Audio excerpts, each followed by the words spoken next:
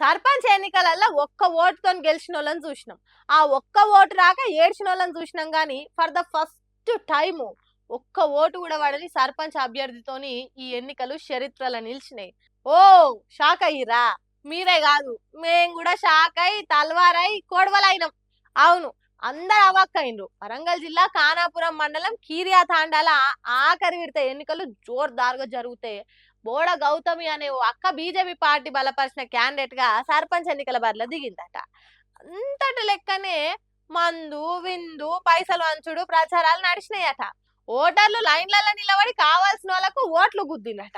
ఇక ఆఫీసర్లు బ్యాలెట్ కు బాక్సులు తీసి ఓట్లు లెక్క పెడితే దాంట్లో గౌతమి అక్కకు ఒక్క ఓటు కూడా వాళ్ళలేదు. ఇంకేమున్నది, గౌతమి అక్క ఒక్కతే కాదు, అక్కడ ఉన్నోళ్ళంతా పరిశాన్ అయి నోర్లు తెరిచిండట. ఒక్క ఓటు కూడా రాకపోడింది.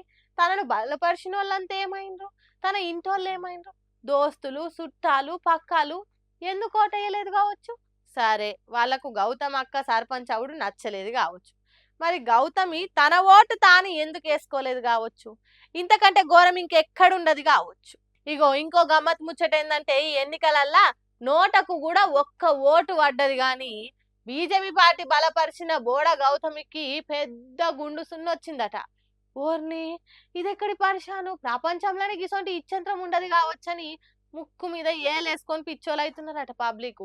తన ఓటు తానే వేసుకోలేనప్పుడు ఎన్నికలలో ఎందుకు నిలబడాలి, మందికి ఓటు ఎందుకు వేయాలి? ఒకవేళ మంది బలవంతం మీద పోటీకి దిగితే తర్వాతనైనా విరమించుకోవాలి కదా. అనవసరంగా బీజేపీ పార్టీని పల్సగా చేసింది.